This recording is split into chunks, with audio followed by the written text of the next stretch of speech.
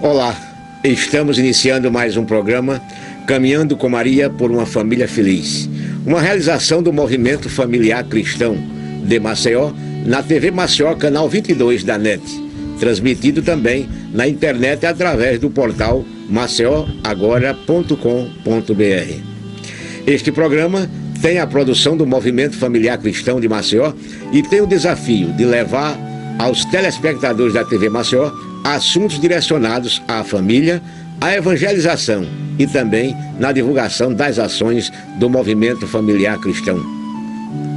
No programa de hoje, os nossos convidados são Cláudio Soriano, conselheiro do Conselho Estadual do Direito da Criança e do Adolescente, Dr. Luiz Medeiros Filho, promotor da Infância e Juventude, e Valverde Barros, membro do nosso Movimento Familiar Cristão.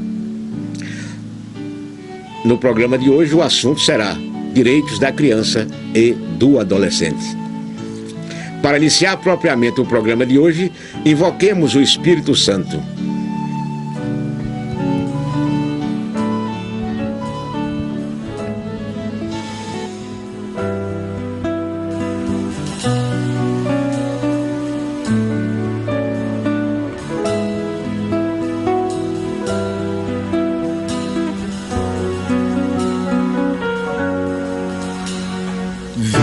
Espírito Santo, enchei os corações dos vossos fiéis e acendei neles o fogo do vosso amor. Enviai o vosso Espírito e tudo será criado. Renovareis a face da terra.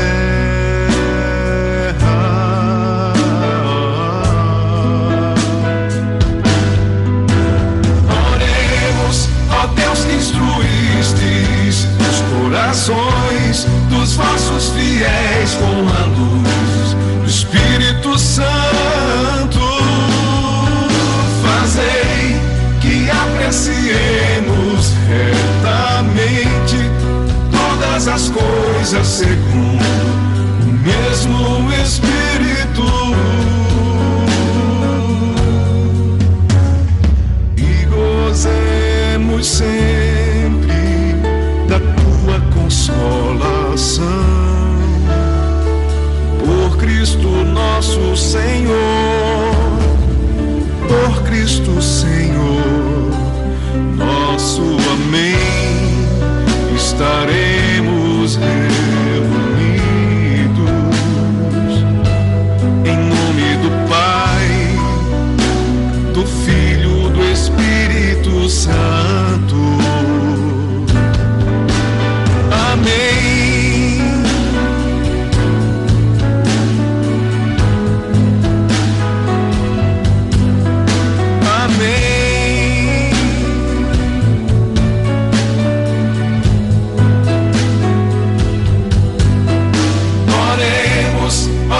Instruístes os corações dos vossos fiéis com a luz do Espírito Santo. Fazei que apreciemos retamente todas as coisas segundo o mesmo Espírito.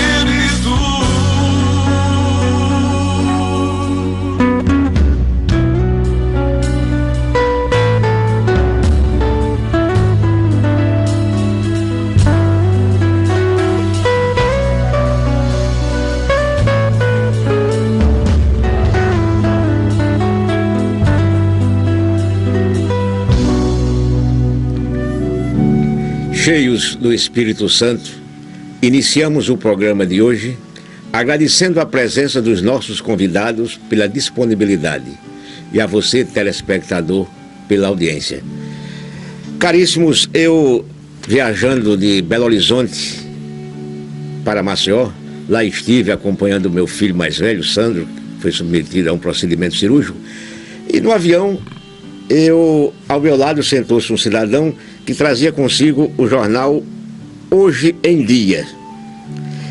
E quando ele terminou de ler, eu perguntei: o senhor já terminou de ler o jornal? Ele disse: sim, senhor.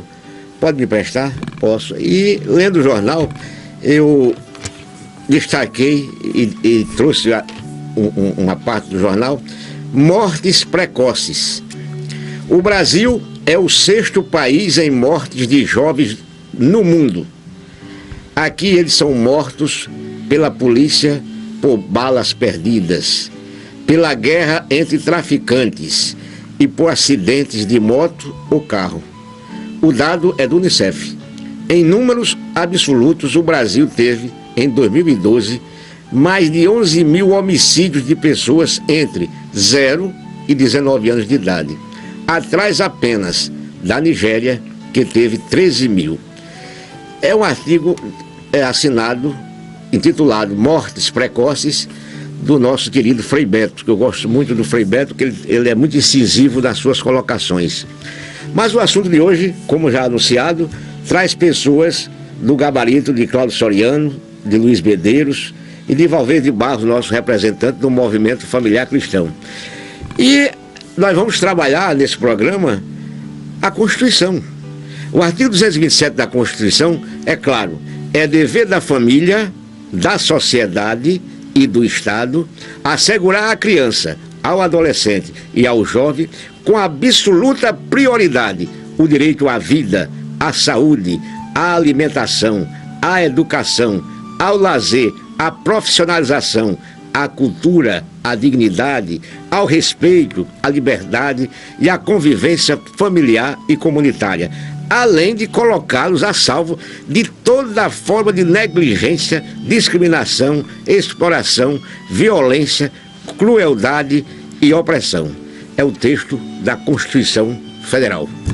E é de se perguntar aos nossos entrevistados de hoje, e eu começo com o Dr. Cláudio Soriano: essa realidade contextualmente escrita na Constituição é uma realidade, Dr. Cláudio, no Brasil e especialmente em Alagoas?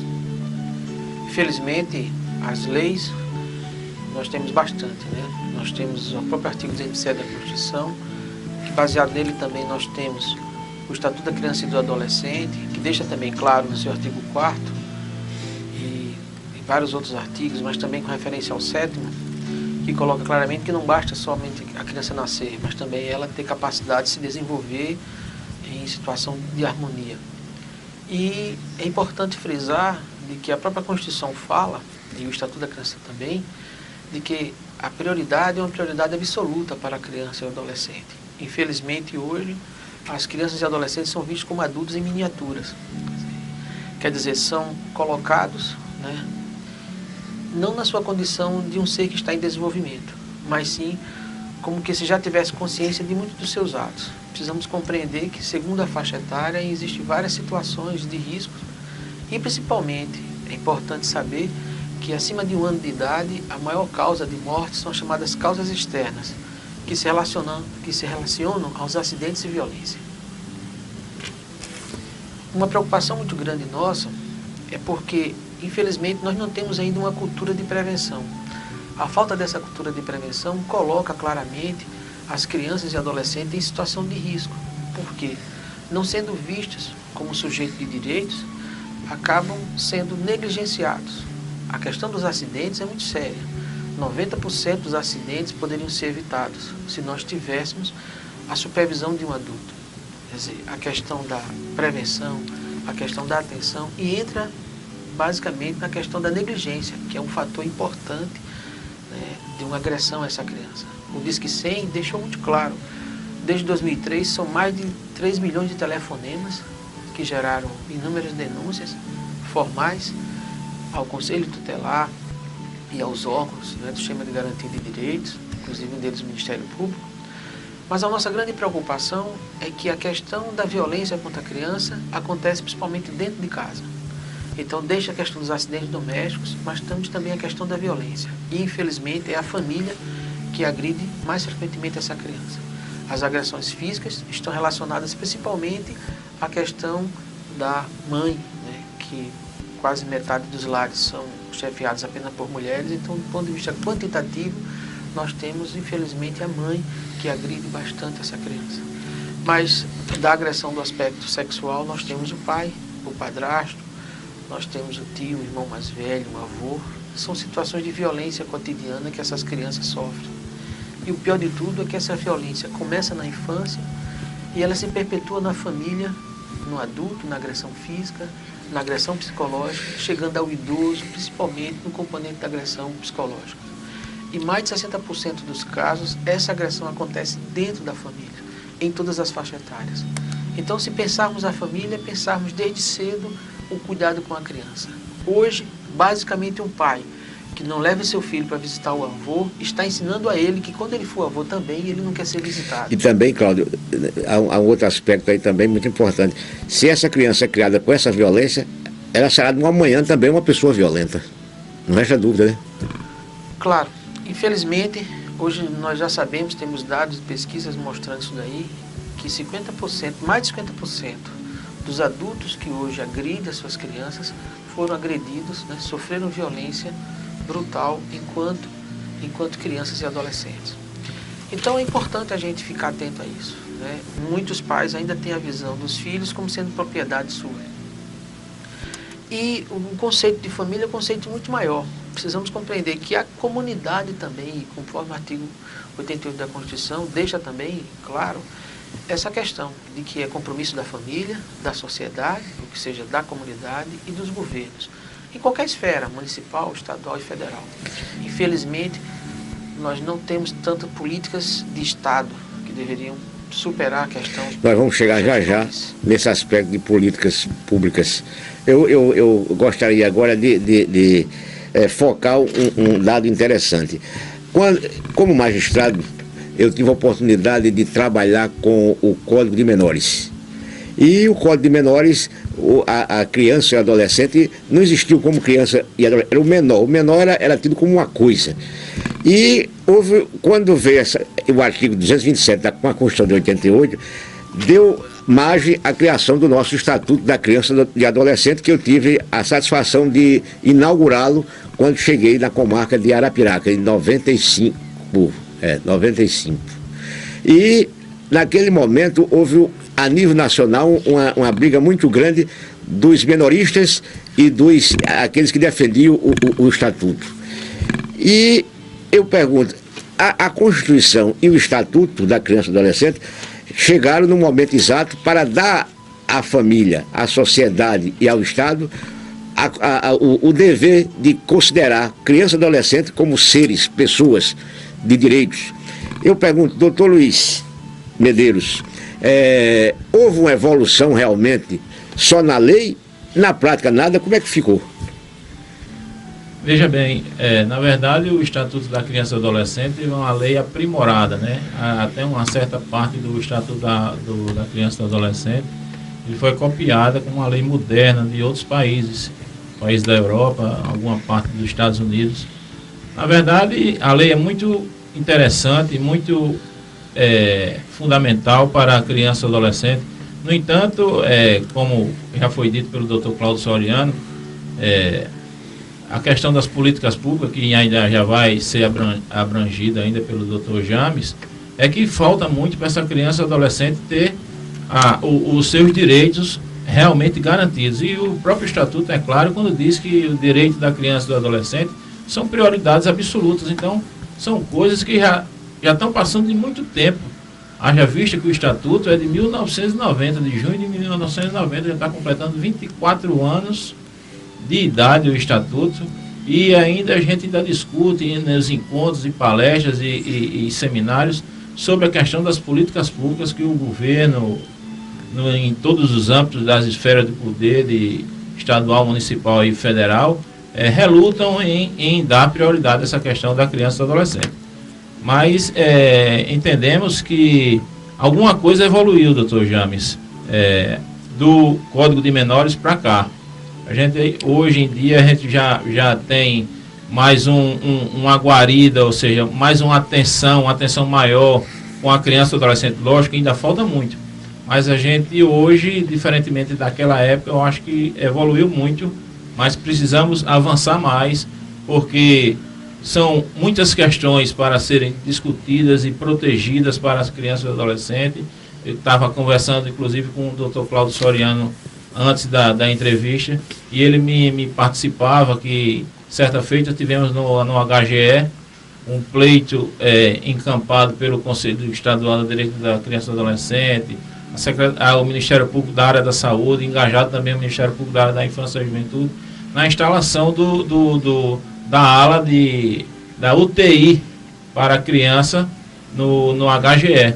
E a gente lutava para que isso fosse instalado, porque estavam morrendo algumas crianças, não por conta da negligência dos médicos, muito pelo contrário, os médicos são totalmente abnegados com essa área da infância e da juventude, principalmente no setor de pediatria.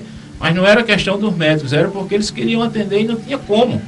E as crianças que todos os senhores sabem que chegam nessa situação, muitas mães não têm aquele acompanhamento do pré-natal, não fazem aquele pré-natal, e isso desemboca em situações que crianças precisam de um tratamento mais especializado, e as mães, talvez por falta de condição, não tem como proporcionar aos seus filhos, ainda no seu ventre, e aí às vezes a criança nasce com um problema sério de saúde, e aí daí a necessidade da existência da UTI. E agora, graças a Deus, o Estado conseguiu, me participando, repito, doutor Cláudio, que a UTI já está devidamente instalada, e agora estamos precisando da UTI semi-intensiva no Hospital Geral do Estado. Outro ponto também importante a se destacar nessa questão da área de saúde, da pediatria, que o doutor Cláudio é especialista, é a questão da Santa Mônica, do Hospital Santa Mônica, a Casa Maternal Santa Mônica, que é a única casa que atende crianças de alto risco, gestantes, ou melhor dizendo, de alto risco, e também passa por dificuldades. São anos e anos que lutamos sobre essa questão da Santa Mônica, e me parece que atualmente está em reforma a Santa Mônica para poder dotar aquele hospital de mais leitos para as gestantes que ali procuram. Então, acredito que nessa área da infância, em que pese, como disse, precisarmos mais de evoluirmos muito, tivemos um certo avanço. Isso em consideração, levando em consideração a legislação, porque depois nós vamos voltar a esse tema, porque na prática parece que muito pouco foi feito. Mas eu gostaria de ouvir a palavra do nosso querido Valverde. A família, que papel está tendo com o aparecimento do Estatuto e com o seu dever de família em relação à criança e ao adolescente? James, a família tem uma grande importância na sociedade. Todos os homens passam pela família. O que nós precisamos e lutamos no movimento é para que nosso grupo de base, formado por casais, por famílias, se conscientize de que a igreja doméstica é a família. Sem Deus no coração e sem a palavra amor, não tem estatuto que funcione. Pode fazer 1000 leis, mas se o pai não se conscientiza de que ele é o responsável por sua família, perante Deus e pela justiça, tudo é em vão. Nós lutamos no dia a dia no movimento para que, nos grupos de base, haja uma conscientização permanente dos limites que os pais devem dar aos filhos. Que não existe amor sem limites. Amar os filhos sem ser um educador dos filhos, isso não é amor. Essa amizade excessiva que os pais oferecem aos filhos, presentes excessivos, sem tempo necessário de um abraço gostoso, um bate-papo frente a frente, a lealdade entre os esposos, a esposa e a esposa, ter um plano de educação para os filhos, James, não funciona nada. Então nós lutamos para que um homem no dia a dia, os nossos juízes, os nossos legisladores façam leis, que temos leis boas, mas não aplicadas. O estatuto é lindo, mas na realidade, cadê? Pouco funciona. Abnegados lutam para que esse estatuto funcione, não funciona. porque dão muito direito às crianças e aos jovens, mas também tem que dar obrigações. Começando dos pais que também já foram jovens. Esses pais souberam ser pais, sabem ser pais, foram preparados para serem pais por nossa igreja, por nosso movimento, pela sociedade? Não. Mas, Valverde, aí eu abro um parênteses, não seria o caso da sociedade, família enquanto sociedade, reclamar pelo cumprimento da legislação? Porque a legislação está aí. A gente não pode nem reclamar do legislador. O legislador disse, eu fiz, está aqui. Agora o que está faltando é a estrutura de Estado funcionar adequadamente para atender esses direitos. É por isso, James, que existem programas como esse, que você, com tanto esforço, só nós sabemos do movimento, quanto esforço tem seu pessoal de um grupo de voluntários para levar ao ar assuntos que são importantíssimos para a família no tempo de hoje. Nós sabemos que para esse programa existir, gente, é uma luta. É difícil. As pessoas todas são ocupadas. São pais também. Então precisa nós pais nos reunirmos, como reunimos no grupo, para discutir, não só tomando uma cervejinha, não só na farra do fim de semana, discutirmos plenárias, seminários de pais, mães, que queiram discutir o que podemos fazer. As leis estão aí. As leis existem. Existem bons legisladores. O movimento e outros temas religiosos, encontros religiosos, lutando para que melhore. Mas pressionar os nossos dirigentes para que essas leis sejam aplicadas, funcionem. Tanto desvio e corrupção, que é uma vergonha para o mundo de hoje. Nós estamos aí em frente a uma eleição. Exigir desses homens que tenham programa de governo e cumpram. E nós fiscalizemos esses programas. Que é muito bom falar. Mas você se filiou a algum partido político? Você vai lá brigar pelos seus direitos? Você vai às reuniões de vereadores, deputados, lá na plenário, para protestar e exigir? Cadê? Nós temos que fazer nossa parte. Então nós como pais, você que está me ouvindo aí, você mãe que está me ouvindo, participe. Política é uma ciência. Política é necessário tanto quanto religião. E não existe religião sem política e política sem religião. Porque Cristo foi um grande político, um revolucionário. O lado bom da política é justamente esse, quando você quer e luta por uma ação que visa o bem comum da sociedade. Exato. Mas, voltando ao nosso tema de hoje, nós tivemos dois parâmetros. O parâmetro anterior era o Código de Menores. O Código de Menores era uma lei fria, ficava a cargo do juiz e do promotor o destino da criança, na época do menor. Com o ECA, com a Constituição, artigo 227 e mais o ECA, nós tivemos um novo horizonte. A criança, desde a barriga da mãe, na concepção, já era um ser com direitos direitos e deveres. E deu uma estrutura de funcionamento, protetiva de funcionamento. Qual é? Hoje nós temos, não é só o juiz que decide. O juiz é que vai decidir depois do processo todo instruído, mas nós temos hoje os conselhos estaduais, os conselhos municipais, os conselhos tutelares, tudo isso criou a teia de aranha, no bom sentido, para que tudo funcione adequadamente. Parece que algo não está funcionando. Nós vamos para um breve intervalo e voltamos em instantes com o programa Caminhando com Maria por uma Família Feliz, tocando nesse assunto, a nova estrutura da criança e adolescente no contexto legal.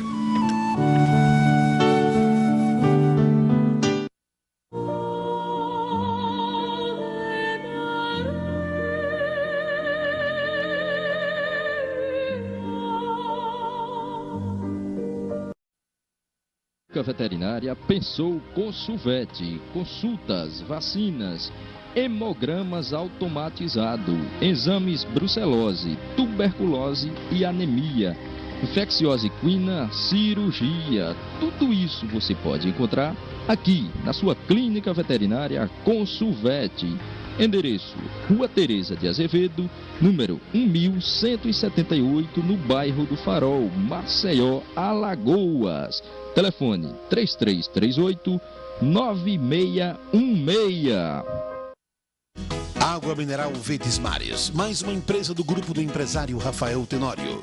A água é, depois do oxigênio, a primeira maior necessidade para a vida. Ela não só hidrata, mas também baixa a pressão arterial nos hipertensos. Então, cuide da sua vida bebendo água mineral Verdes Mares, a água de melhor qualidade. Lembre-se, todo caminho pode levar à venda, mas só a água mineral Verdes Mares leva saúde até você.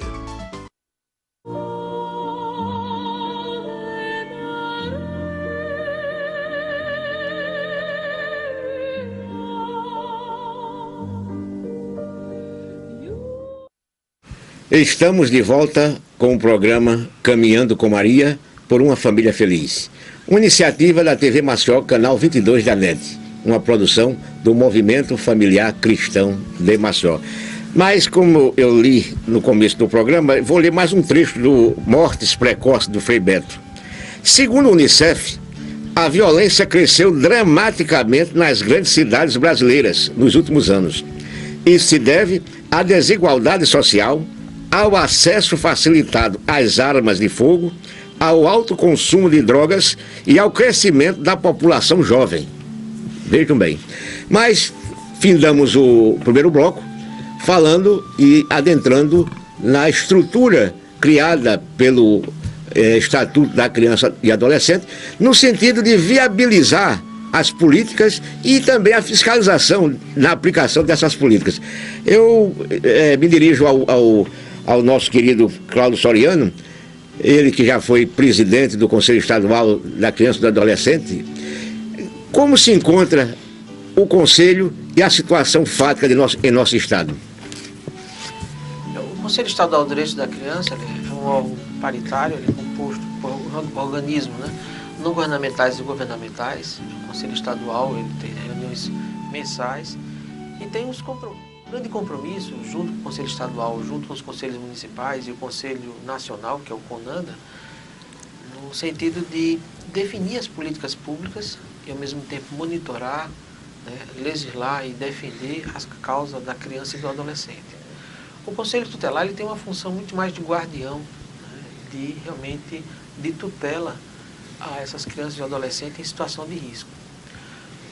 Mas o sistema de garantia de direitos da criança ele é composto de vários outros organismos, como o próprio Ministério Público, a Justiça, e a sociedade também tem um papel importante, os organismos não governamentais e governamentais.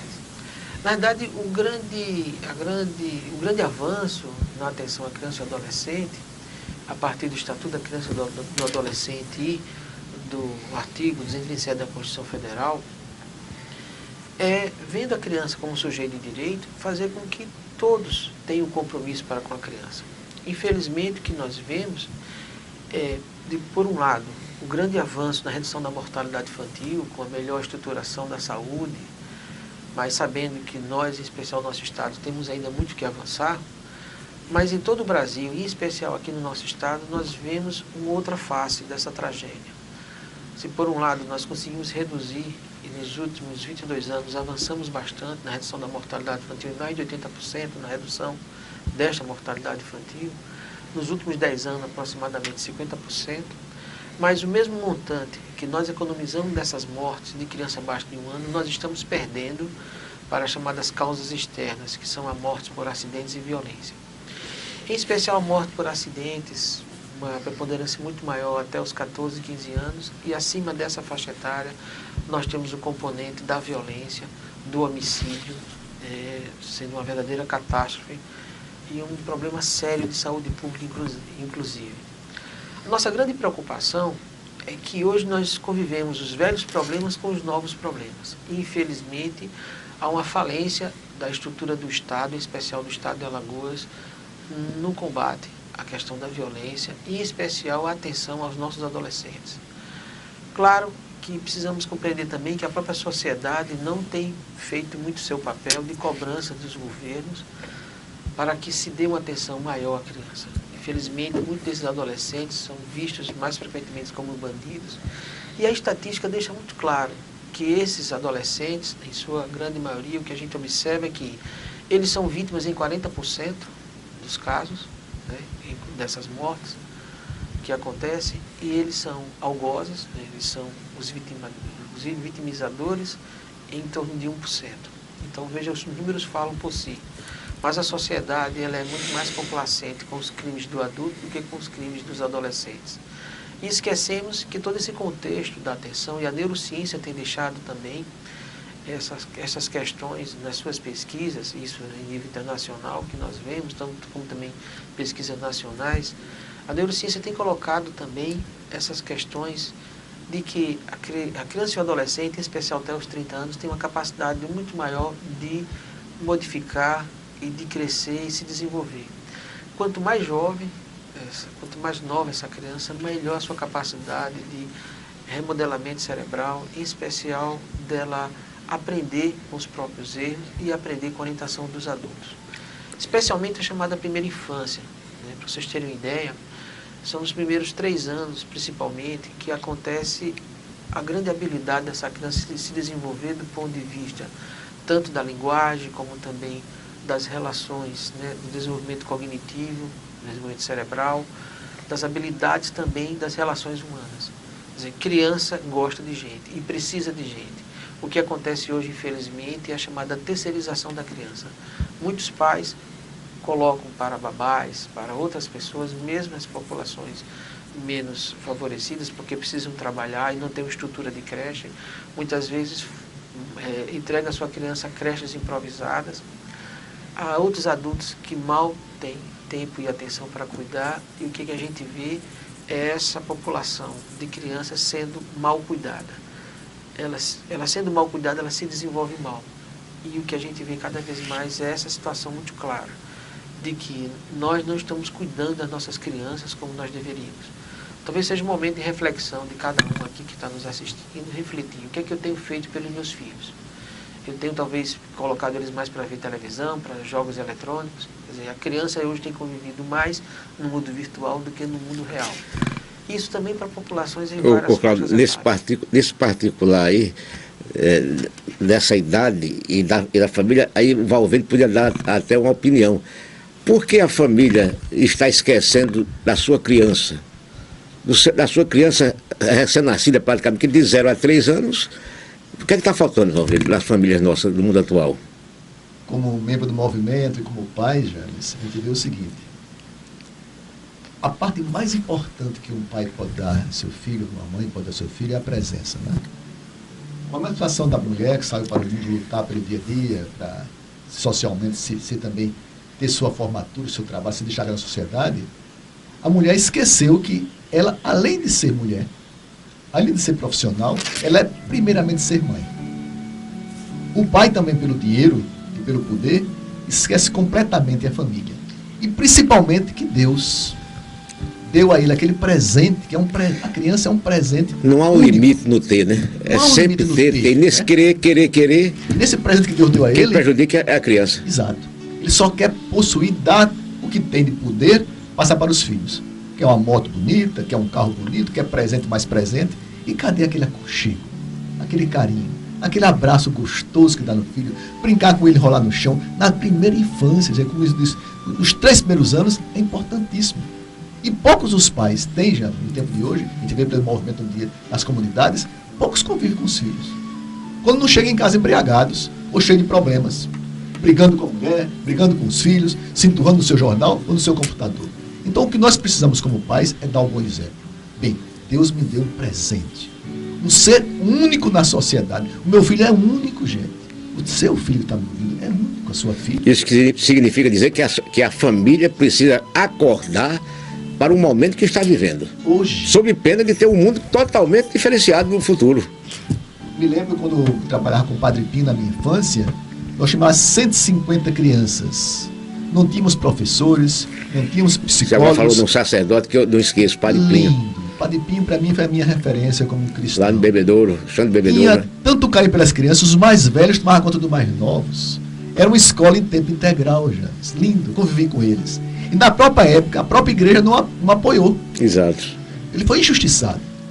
Eu vivi com ele toda a minha infância, tinha bolsa de estudo no Marista, ele me levava naquele jipezinho dele para o Marista. Eu vi aquele homem santo que até hoje ainda não é reconhecido. Então, esse amor que se deve dar aos filhos, gente, é único. Não existe. Pode ter estatuto, o estatuto começa em casa. Pai, ame seus filhos. Trabalhe menos. Tenha menos poder aquisitivo, mas tenha mais amor no coração para sua esposa. Para o pai ser um exemplo. Para quando o pai passar assim, o filho diz assim, ali vai papai, olha. com todo orgulho. Mas qual a criança diz hoje em dia? São poucas raras. Nem conhece, não sabe nem o que o filho quer comer, o filho gosta, quais são suas brincadeiras. Mas, doutor Luiz Medeiros, a conversa, o tema é tão palpitante, eu fico me lembrando, o doutor Cláudio falou agora na rede criada pelo ECA, Conselho Estadual fiscaliza os recursos e as políticas a nível de Estado, municipal a nível de município, e lá na ponta, fiscalizando, protegendo diretamente, está o Conselho Tutelar, estão os Conselhos Tutelares. E o Ministério Público ficou com um mundo para fiscalizar. Como está a fiscalização do Ministério Público no Estado de Alagoas, com relação à criança e ao adolescente? Veja bem, James, realmente o Conselho Tutelar são os órgãos, né, que se deparam com a situação, a comissão de frente, que a gente costuma dizer assim, o Conselho Tutelar. Eles se deparam de frente com a situação das crianças e dos adolescentes, principalmente daquelas crianças e adolescentes que possuem famílias desestruturadas, que são procurados pelo Conselho Tutelar, buscando resgatar os seus direitos garantidos pelo Estatuto da Criança e do Adolescente.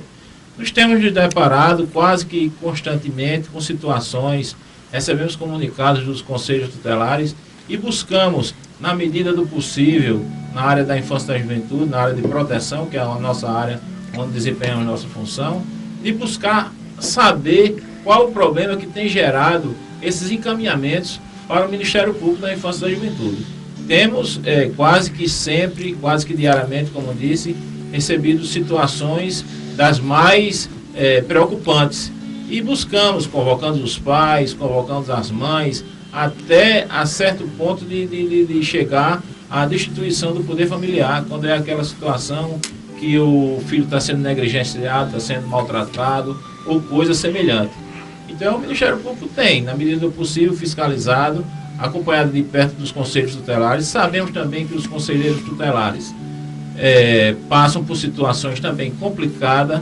Às vezes o próprio município não dota o conselho tutelar como deve ser dotado, a estrutura que ele possa funcionar em sua plenitude, né? Nós já nos deparamos com situações dessas, tivemos até que intervir junto com a prefeitura, no âmbito do executivo, para que dote os conselhos tutelares como ele tem que funcionar. O conselho tutelar não é admissível a gente, o Ministério Público, ter que convocar órgãos do município para se discutir porque não foi pago a conta de energia elétrica do Conselho Tutelar, porque foi cortado o telefone dos conselheiros, porque os veículos do Conselho Tutelar estão parados porque não tem combustível.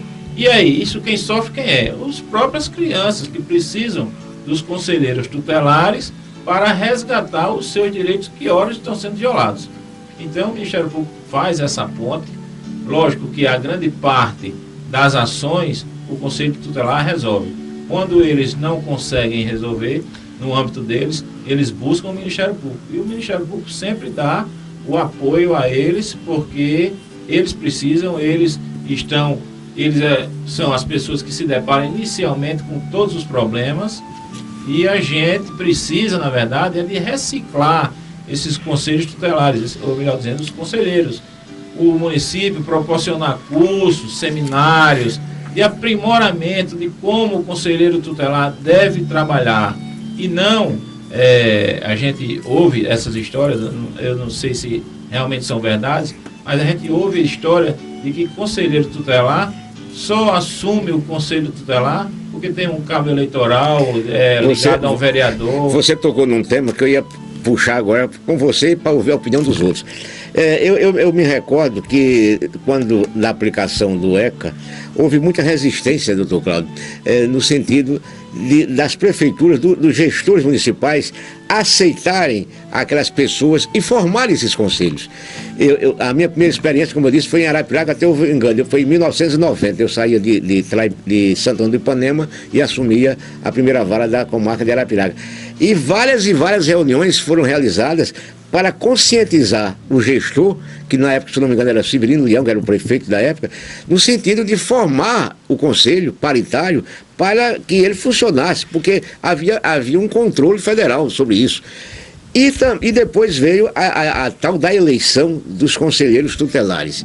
Parece que aí, doutor Luiz Medeiros, é que veio o problema. Quando você passou a fazer eleição e a política partidária parece que penetrou, parece que a coisa não funcionou mais como deveria ser.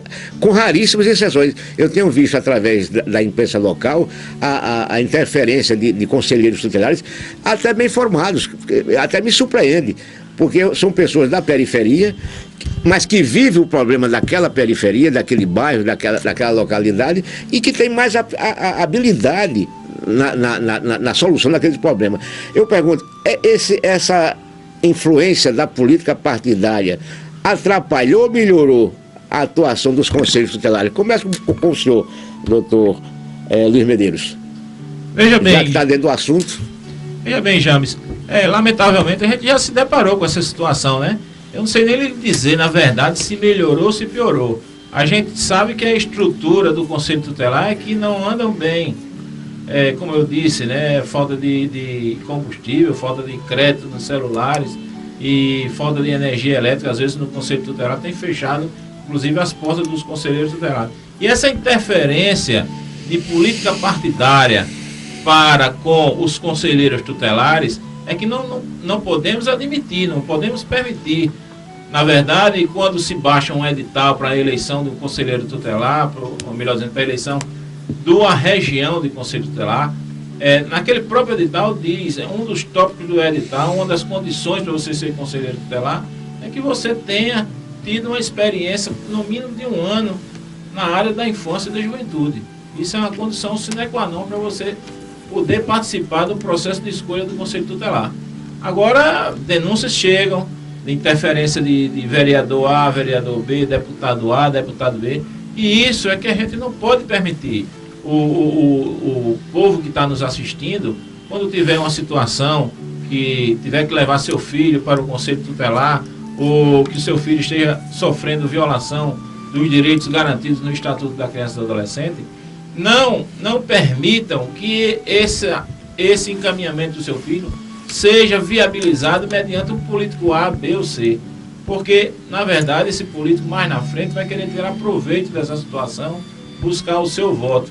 Como estamos em ano de eleição, estamos às vésperas das eleições, é importante demais que toda a comunidade que necessite do apoio, que necessite de algum tipo de solução junto ao Conselho Tutelar, e se dirija ao órgão que é o competente para fazer esse atendimento e não busque se dirigir a esse órgão mediante uma via transversa, pedindo apoio de A, B ou C. Porque você mais na frente vai ser violado, vai ser enganado e vai ser iludibriado com essa situação. Qual a sua opinião? Infelizmente, existe ainda muita manipulação, né, e uso indevido dos conselhos tutelares, que muitos ainda são cabo eleitorais de vereadores. Teremos agora, em 2015, a eleição unificada. Então, a gente acredita que com essa eleição unificada, e não ficando tão solta quanto é agora, nós possamos, junto com a maior capacitação desses conselhos tutelares, é importante frisar, a organização este ano da nossa escola de conselhos em uma articulação grande com o Fórum de Conselhos Tutelares, o Conselho Estadual de Direitos da Criança, junto com universidades, em especial a UNCISAL, enfim, com a Secretaria Estadual de Direitos, a Secretaria Estadual da Mulher, Cidadania e Direitos Humanos, e com o apoio da Secretaria Nacional de Direitos Humanos, da Presidência da República, nós estamos articulando essa formação continuada na escola de conselhos. Então, isso é um ponto muito importante que nós estamos se organizando e já começando ainda esse ano, esperamos. Mas a nossa grande preocupação é essa, que nós estamos fazendo uma série de capacitações e muitos conselheiros têm participado, mas também muitos têm se ausentado. O Conselho Estadual de Direitos da Criança, junto com a Superintendência de Políticas para a Criança e Adolescente da Secretaria da Mulher, tem articulado várias parcerias. Fizemos já capacitação para todos os conselhos tutelares em conjunto com os fóruns de conselhos tutelares, como também para os conselhos de direitos municipais, articulando todos os conselhos municipais. Então, foi um processo que já tem alguns anos, como também o CIPIA, que é o Sistema de Informação para a Infância e o Adolescente.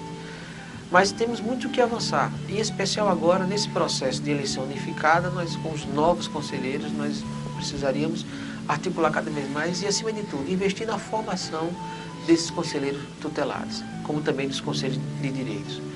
Mas um ponto importante que eu queria frisar é que, infelizmente, poucos da nossa bancada federal, tanto de senador como de deputados federais, colocaram emendas para a reequipagem desses conselhos tutelares, inclusive a entrega de carros.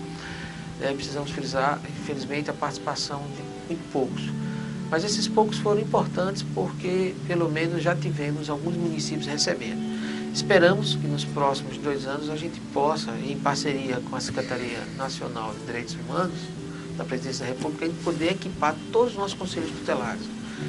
Há uns 4 anos atrás, nós conseguimos que a Secretaria da Mulher, na gestão atual, no final da gestão anterior, foi colocado os carros e os computadores e alguns equipamentos para os conselhos tutelares. Ainda não foi suficiente e agora o governo federal, em parceria com as bancadas federais dos seus estados, tem se articulado.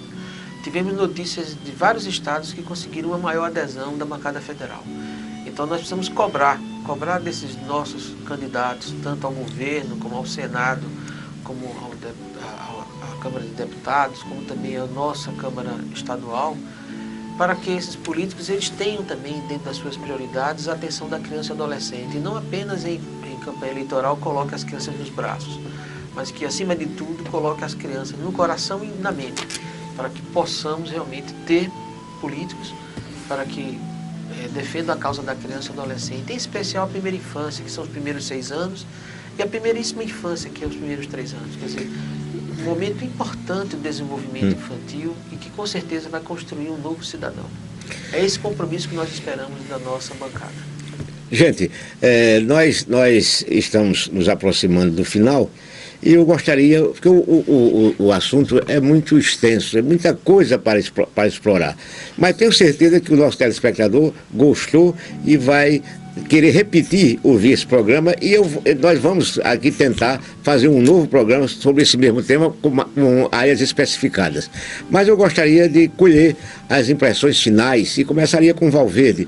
Valverde, parece-me que a estrutura ela existe legalmente, está faltando vontade de querer fazer, como bem falou o doutor Cláudio.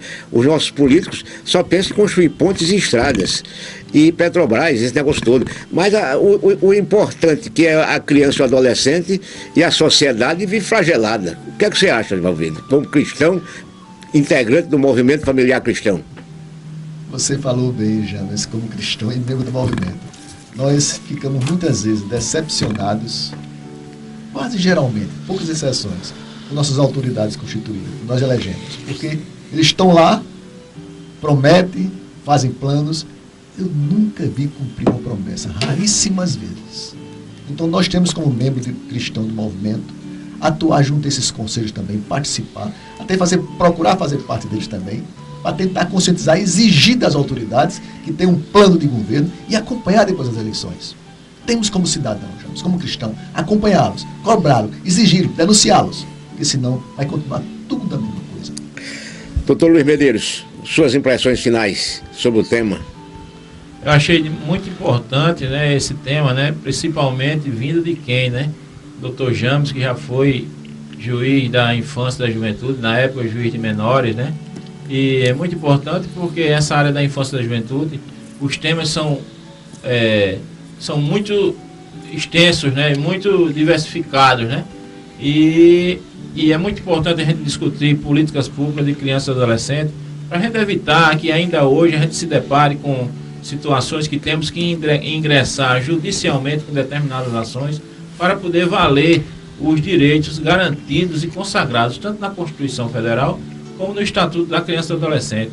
Não é admissível ainda hoje a gente tenha que ingressar com ação judicial para que aquela criança se submeta a uma cirurgia de cardiopatia, que está passando por uma situação de cardiopatia grave.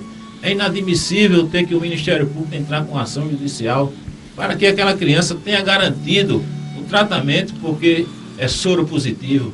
Não é possível que uma criança tenha que o Ministério Público entrar com ação judicial para ser tratada porque não tem uma cadeira de rodas. se pleitear uma cadeira de rodas.